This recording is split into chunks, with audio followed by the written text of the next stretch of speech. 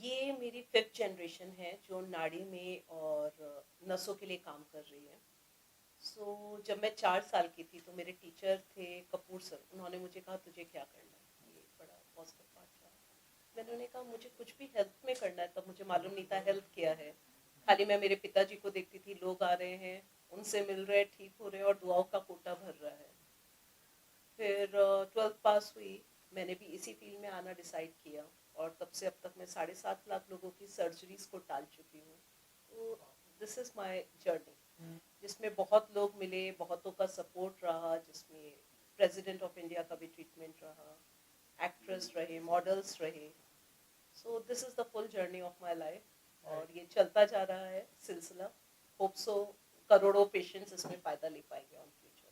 Ma'am, ये journey की शुरुआत कैसे हुई उसके बारे में कुछ बताइए हमें कि मतलब फिजियोथेरेपिस्ट लोग सोचते हैं कि थोड़े से सीरियस टाइप होंगे, क्या मतलब क्या होगा वैसा लोग सोचते हैं। आपकी जर्नी कैसे स्टार्ट हुई इस बारे में भी अगर कुछ शेयर देखिए, करें। मैं जो काम कर रही हूँ वो फिजियो से थोड़ा अलग है। मैं मैनुअल थेरेपिस्ट हूँ। मैं जो भी कर रही हूँ वो मेरे हाथ के ज्ञान से या मेरी जो पुरानी मेडिसिन से जो मेरे परिवार के पास थी उसकी मदद से मैं लोगों को हील कर रही हूँ। तो इसमें मैं लोगों का लाइफस्टाइल चेंज कर रही हूँ, क्योंकि बीमारी अगर आ रही है तो उसके पीछे मेन रीजन है lifestyle. So we are working on the lifestyle part. और लाइफस्टाइल चेंज होना, कार्टिलेज रीजनरेट होना, डीजनरेशन कॉमन है वो ठीक करना। और जैसे एक एग्जांपल, अभी की बात कर रहे हैं हम आईटी वाले या कंप्यूटर सिस्टम में जो काम कर रहे हैं या बैठ के काम कर रहे हैं, उन सबको ये प्रॉब्लम कॉमन है, मतलब होना ही होना, बैक इश्यू होना है। जो लोग अब ये बात हम आईटी फील्ड की बात कर रहे हैं, अभी हम मेड की भी बात कर रहे हैं, हाउस वाइफ की भी बात कर रहे हैं, उन्हें फॉरवर्ड बेंडिंग ज्यादा करनी है, क्योंकि पहले नीचे जमीन पे बैठ के काम करना था, अभी खड़े होके करना है। तो स्पाइनल डीजनरेशन है। बच्चों को आजकल बहुत कॉमन प्रॉब्लम है because they are using mobile. So जो मेरा मेन फोकस रहा है वो लाइफस्टाइल चेंज रहा है। काम सब करना है लेकिन उस काम के साथ अपनी बॉडी को कैसे संभालना है। तो this is the way I am working right now. बहुत ही अनहेल्दी लाइफस्टाइल जी रहे हैं आजकल लोग। तो क्या मतलब उसके अंदर डाइट भी शामिल है या फिर कैसे, अगर इस बारे में भी कुछ जी, शेयर करें। बात दोष एक बड़ा कॉमन दोष है। According to Ayurveda there is 3 type of dosha, kapha, वात एंड पित्त। तो अगर हमारा खाने का जो नियम है वो अगर खराब होता है तो बॉडी में अलग अलग लिम्फेटिक ड्रेनेज इशू आता है। इधर नॉट, कहीं भी नॉट्स, जिसकी वजह से, जैसे नेक में नॉट्स, जिससे सर्वाइकल स्पॉन्डिलाइटिस और अलग अलग बीमारी आती है। जैसे अभी हम फास्ट फूड खा रहे हैं जिससे कैंसर के रिस्क बढ़ रहे हैं। Indigestion, gastric issue, it's very common in current lifestyle. Bloating is very common in current lifestyle. Arthritis is common in current lifestyle. So diet play a very vital role. Right. Also recently आपने गोविंदा जी को भी ये therapy दी थी, अगर उस बारे में कुछ बताए, कैसा एक्सपीरियंस रहा उनके साथ में और क्या कहना चाहेंगे। He is really a very fantastic person. As a person, मतलब very nice. जब उन्हें गन से शूट हो गया था पैर पे तो मैं उनकी थेरेपिस्ट रही और एक एक स्टेप बैठ के खड़े होके उनकी जर्नी में मैं उनके साथ थी। So very nice experience. हम रिसेंटली वो फेंट भी हो गए थे एक जगह पे, क्या वो उसका आइडिया है आपको अगर। नहीं, मुझे उसका कोई आइडिया नहीं है। राइट। ऑल्सो टॉकिंग अबाउट प्रतिभा जी, उनकी भी ट्रीटमेंट की है, वो एक्सपीरियंस अगर शेयर करना चाहें आप। मैं प्रतिभा ताई पाटिल को, शी इज माई गुरु। मैं हमेशा कभी भी कुछ होता तो उन्हें अपने गुरु की तरह ही ट्रीट करती हूँ, क्योंकि इस फील्ड में मेरा जो मोटिवेशन था, अगर मेरे क्लिनिक में भी देखे तो उनका फ्रेम सबसे बड़ा लगा रहता है। क्योंकि उनके ट्रीटमेंट के दौरान उन्होंने मुझे बहुत गाइडलाइन दी कि कैसे ये नॉलेज आगे बढ़ानी है, और उन्होंने मेरा सपोर्ट भी किया। चाहे ज्योति दी है उनकी बेटी, वेरी पॉजिटिव।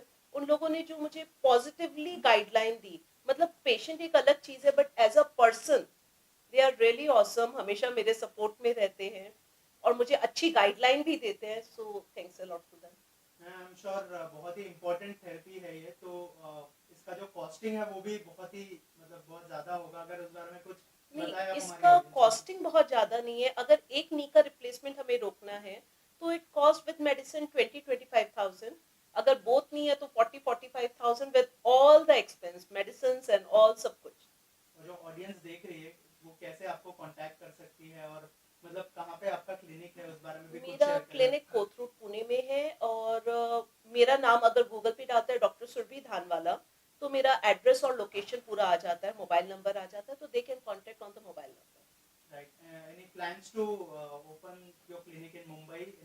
मैं रेगुलर मुंबई विजिट करती रहती हूँ, मतलब 15 दिन में एक बार मेरा विजिट होता रहता है, जिसमें मेरे बहुत पेशेंट्स हैं, आइदर मिनिस्टर्स, बॉलीवुड स्टार्स, तो उनके ट्रीटमेंट के लिए मैं आती रहती हूँ, तो पेशेंट मुझे कांटेक्ट करके मिल सकते हैं। मैम ऑल्सो बॉलीवुड में बहुत सारे स्टार्स हैं जो अपनी हेल्थ को लेके, डाइट को लेके बहुत ज़्यादा कॉन्शियस है, तो उनके लिए कुछ कहना चाहेंगे कि कौन आपको सबसे ज़्यादा फिटेस्ट लगता है और क्यों? देखिए, अभी की डेट में अगर देखा जाए तो सबकी लाइफस्टाइल बहुत खराब है, लेकिन फिर भी अगर फिट स्टार की बात करें तो Akshay is doing very good. वो अपनी हेल्थ का बहुत ध्यान रखते हैं। अनूप ठाकुर, जो मैंने उनकी लाइफस्टाइल देखी है, he is doing really good. Morning में उठना, मतलब लाइक मैं उनकी फैमिली का भी ट्रीटमेंट करती हूँ और मुझे उनका लाइफस्टाइल बहुत अच्छा लगता है। सुबह उठना, अपना ध्यान रखना, डाइट के लिए ही इज वेरी फोकस्ड। और बाकी स्टार्स की लाइफ ये होती है कि डे और नाइट का पता नहीं चलता, जिसकी वजह से उन्हें हेल्थ इश्यूज नॉर्मल लोगों से ज्यादा है। राइट, ऑल्सो आने वाले रिसेंट टाइम में क्या क्या प्लान्स है और उस बारे में कुछ शेयर करेंगे? अभी की डेट में मेरा यही है कि मुंबई की साइड मुझे एक्सपेंशन करना है, और दूसरी चीज मुझे ऑल ओवर वर्ल्ड, अभी मेरे पास अमेरिका से, लंदन से, हर कंट्री से बहुत लोग ट्रीटमेंट करने आते हैं, तो ज्यादा से ज्यादा अपनी नॉलेज को स्प्रेड करना है और लोगों का हेल्प करना मैम बहुत सारे अवार्ड्स भी मिले हैं, उसको कैसे देखती है आप? उस बारे में अगर कुछ शेयर करें, क्योंकि है। जो अवार्ड है भारत रत्न डॉक्टर बाबा साहेब आम्बेडकर जी का अवार्ड मिला है आपको, उस बारे में भी अगर कुछ बताएं कि वो मोमेंट कैसा था जब मुझे आपने अवार्ड एक्चुअल लास्ट मोमेंट पे कॉल आया और मुझे ट्रस्ट ही नहीं हुआ ये अवार्ड मुझे मिल रहा है।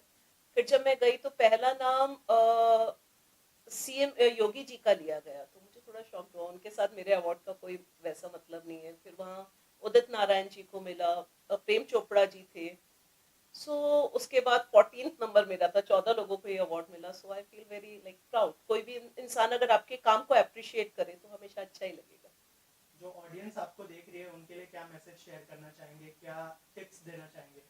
देखिए, सबसे पहले हमारे को अपनी कमी खुद समझनी पड़ेगी। हर एक्सरसाइज हर इंसान के लिए नहीं है। जैसे लोग सूर्य नमस्कार कर रहे हैं रॉन्ग पोस्चर में, बहुत देर मोबाइल देख रहे हैं। मोबाइल देखना गलत नहीं है, लेकिन you have to maintain your posture. आप किस वे में बेंडिंग कर रहे हैं, आपकी लाइफस्टाइल क्या है, आपका उठना सोने का तरीका। If you learn the correct things, तो आपकी 80% प्रॉब्लम खुद सॉल्व हो जाएगी। उसके लिए अगर कभी मेरी हेल्प चाहिए तो आई विल गाइड।